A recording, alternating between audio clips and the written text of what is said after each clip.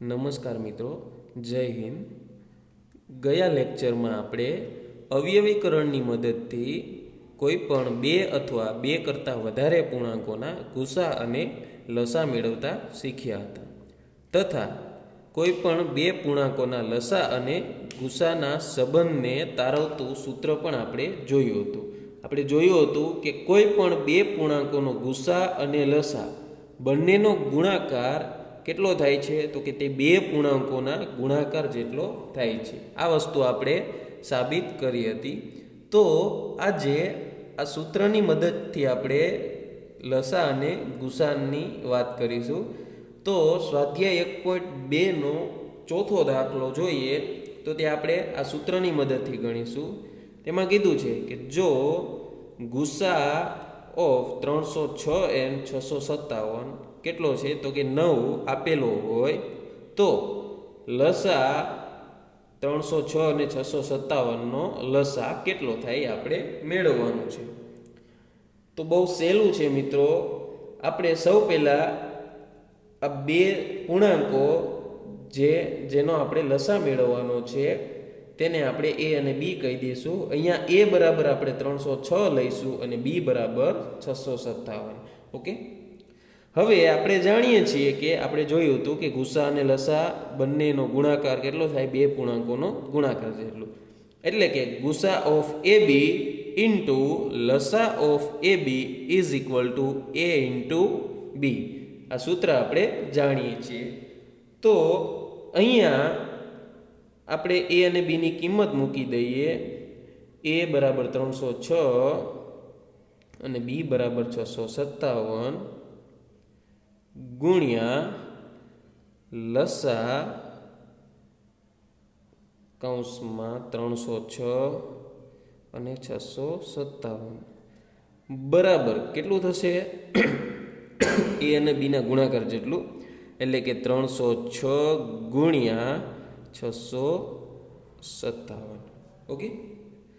હવે આપણને 306 અને 657નો ગુસા તો આપેલો છે, તો આપણે આની જગ્યાએ 9 મૂકી દઈશું. એટલે કે 9 ગુણ્યા લસા કૌંસમાં 306 અને 657 બરાબર કેટલું થશે? તો કે 306 ગુણ્યા 657. ઓકે. હવે આપણે તો લસા જોઈએ છીએ. 9 અહીં ગુણાકારમાં છે. જો એને આપણે બરાબરની સામેની બાજુ લઈ જશું તો તે ભાગાકારમાં વહી જશે, એટલે કે છેદમાં જતો રહેશે. તો આપણને 306 અને 657નો લસા કેટલો મળશે? તો કે 306 ગુણ્યા 657 ના છેદમાં 9 આવતો રહેશે અહીંયા નીચે છેદમાં. ઓકે. તો આ ગણતરી કરીએ તે આપણને આ બંને પૂર્ણાંકોનો લસા મળશે. જોઈએ અહીંયા આપણે જોઈ શકીએ છીએ કે 6 + 3 બરાબર 9. એટલે કે 9ને આપણે 9 વડે ભાગી શકીએ. એટલે કે આ સંખ્યાને આપણે 9 વડે ભાગી શકીએ છીએ. હું 9 વડે ભાગાકાર કરીશ તો 9 તરી 27 અને 9 ચોક 36. તો આપણને મળે છે 34 ગુણ્યા 657. એટલે કે 34 ગુણ્યા 657 કરશું આપણે એટલે આપણને મળશે 22,338. જે શું મળ્યું આપણને? 306 અને 657નો લસા. ઓકે. તો મિત્રો આપણને બે પૂર્ણાંકોનો ગુસા આપેલો હતો, એની મદદથી આપણે એ પૂર્ણાંકોનો લસા મેળવો છે. બહુ સહેલું છે. તમારે ફક્ત આ સૂત્ર જ યાદ રાખવાનું છે. ગુસા ગુણ્યા લસા બરાબર એ ગુણ્યા બી. 1, 2, 3 ને 4 ચાર વસ્તુમાંથી કોઈ પણ 3 વસ્તુ તમને આપી દે એટલે તમે ચોથી વસ્તુ મેળવી શકો છો. અહીંયા ગુસાની જગ્યાએ જો મને લસાની કિંમત આપેલી હોત તો આપણે એની મદદથી ગુસા પણ મેળવી શકીએ છીએ. ઓકે. તો આ પ્રકારના દાખલા બહુ સહેલા છે અને આઈએમપી પણ છે. આગળ વધીએ. એના પછીનો દાખલા નંબર 6 જોઈએ.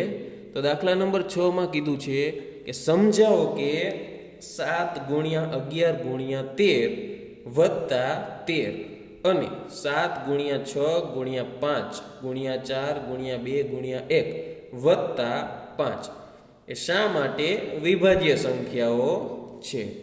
ઓકે, જોઈએ આપણે સૌથી પહેલી સંખ્યાની વાત કરીએ.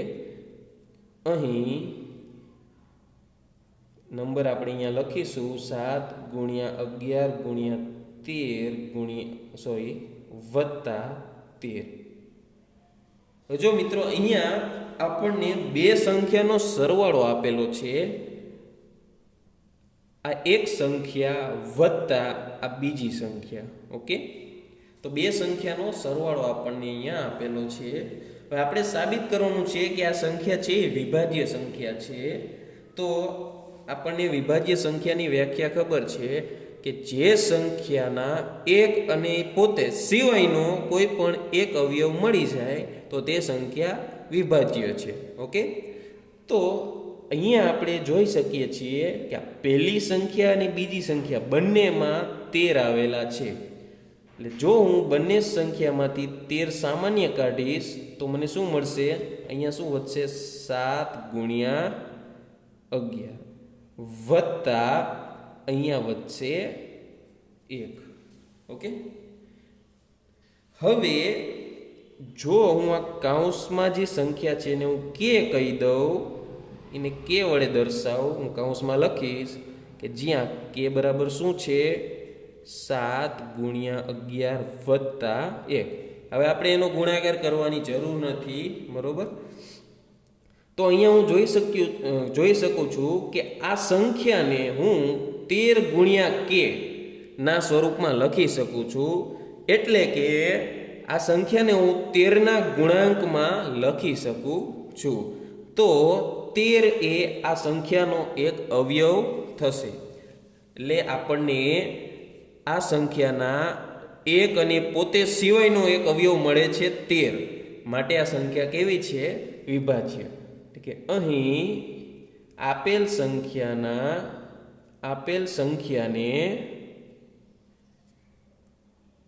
13 ના ગુણાંકમાં લખી શકાય છે. માટે આપેલી સંખ્યા કેવી છે? વિભાજ્ય છે.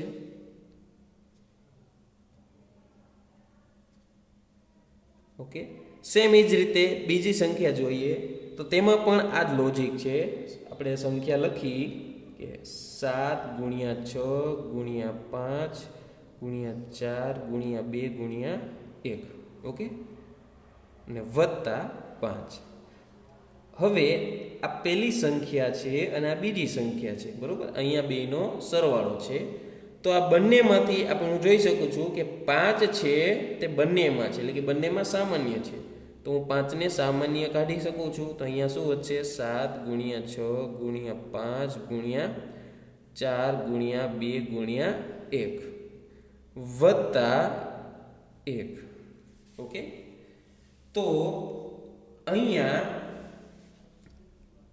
આપણે કે લીધો તો આ સંખ્યાને આપણે કે ડેશ કહેશું.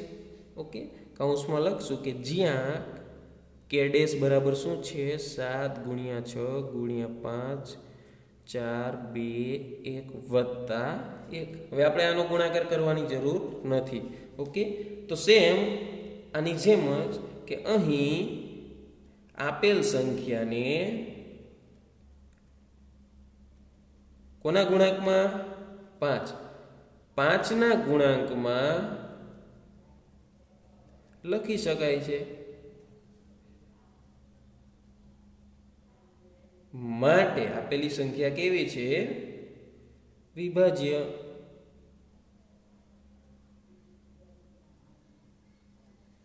ઓકે, અહીંયા આ બંને દાખલામાં 5 અને 13 સામાન્ય નીકળે છે, એટલે આપણે આ ગુણાકાર કરવાની જરૂર નથી.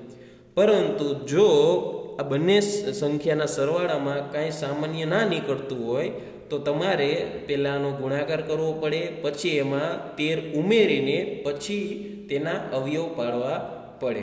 ઓકે, પણ આ દાખલામાં આપણે એની જરૂર નથી. તો બહુ સહેલો છે મિત્રો, ફક્ત સામાન્ય જ કાઢવાના છે બેમાંથી. તો આ દાખલો પણ થઈ ગયો. હવે આપણે એનો આગળનો દાખલો જોઈએ. હવે આ દાખલો આપણે રકમ વાંચીએ. શું કીધું છે કે એક રમતના મેદાનમાં વર્તુળાકાર માર્ગ છે. હું અહીંયા સમજૂતી માટે દોરું છું કે આ રીતે એક વર્તુળાકાર મેદાનનો માર્ગ હશે. ઓકે, અહીંયાથી આપણે દોડવાની શરૂઆત કરીશું. સોનિયાને તેનું પરિભ્રમણ પૂર્ણ કરતા 18 મિનિટ લાગે છે, જ્યારે રવિને તેનું પરિભ્રમણ પૂર્ણ કરતા 12 મિનિટ લાગે છે.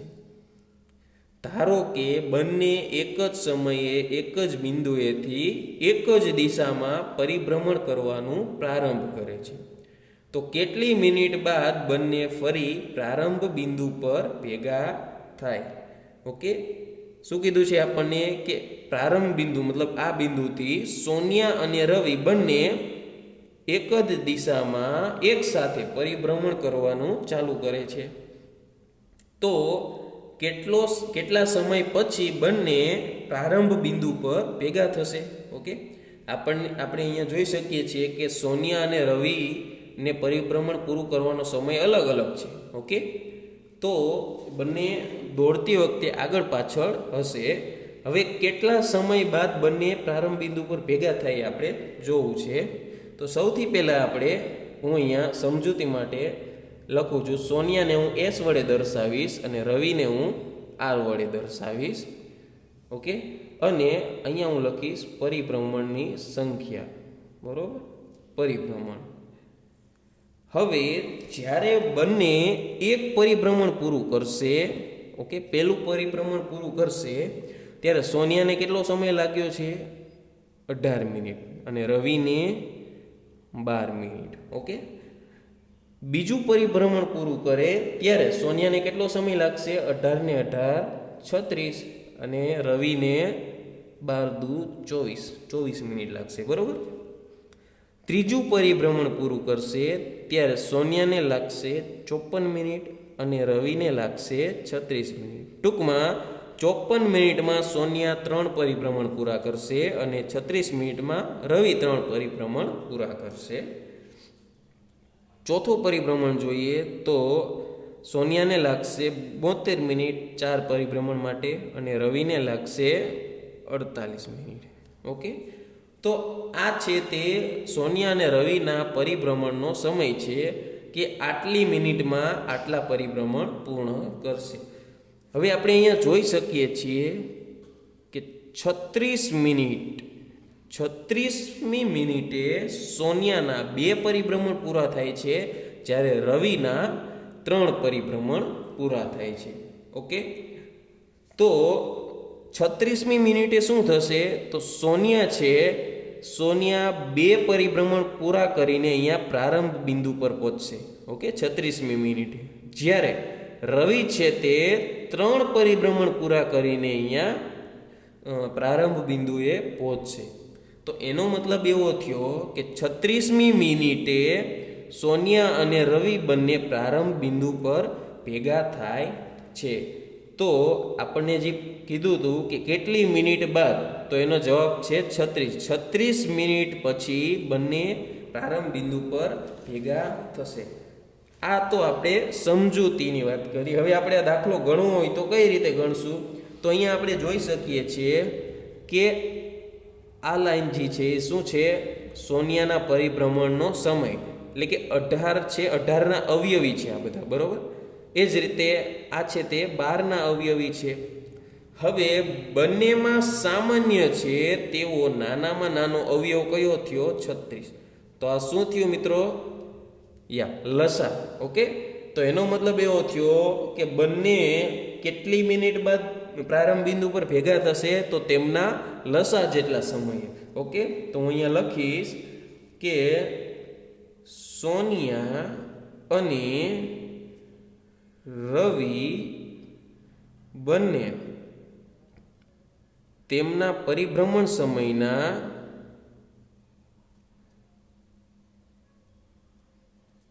લસા જેટલા સમયે પ્રારંભ બિંદુ પર ભેગા થશે. ઓકે, તો આપણે 18 અને 12નો લસા મેળવવાનો છે. હવે અહીંયા આપણને કીધું નથી કે આપણે કઈ રીતે લસા મેળવવું, એટલે આપણે અહીંયા અવયવીકરણની રીતે લસા મેળવીશું. ઓકે, તો હું 18ના અવયવ પાડીશ. તો 18ના અવયવ હું જાણું છું 2 તરી 6 તરી 18, એટલે કે 2 ની 1 ઘાત અને 3 ની 2 ઘાત. 12ના અવયવ પાડીશ તો 2 ગુણ્યા 2, 2 દુ 4 તરી 12, એટલે કે 2 ની 2 ઘાત અને 3 ની 1 ઘાત. ઓકે, તો અહીંયા હું લસા લખીશ. લસા બરાબર શું થશે? લસામાં આપણે મોટી ઘાત લેવાની થાય છે, બરોબર. તો અહીંયા 2 ની 1 ઘાત છે, અહીંયા 2 ની 2 ઘાત છે, તો લસામાં હું કેટલી લઈશ? 2 ઘાત. 18માં 3 ની 2 ઘાત છે, 12માં 3 ની 1 ઘાત છે, તો 3 ની પણ 2 ઘાત લેશું. તો અહીંયા જોઈ શકીએ છીએ 2 દુ 4 તરી 12 તરી 36, તો બંનેનો લસા મળે છે 36, એટલે કે બંને 36 મિનિટ બાદ ક્યાં ભેગા થશે? પ્રારંભ બિંદુ પર ભેગા થશે. ઓકે, તો આ વાત થઈ લસાની, બરોબર. તો મિત્રો તમારે ખાસ ધ્યાને રાખવાનું છે કે જ્યારે પણ તમને કોઈ રકમ આપેલી હોય તો ક્યારે લસા મેળવવો અને ક્યારે ગુસા, તે વસ્તુ આપણને ખબર હોવી જોઈએ. તે માટે આપણે થોડુંક મગજ દોડાવવું પડશે અને લોજિકલી વિચારવું પડશે. ઓકે, તો આજ માટે આટલું રાખીએ છીએ. બાકીનું હવે આવતા લેક્ચરમાં જોઈશું. જય હિન્દ.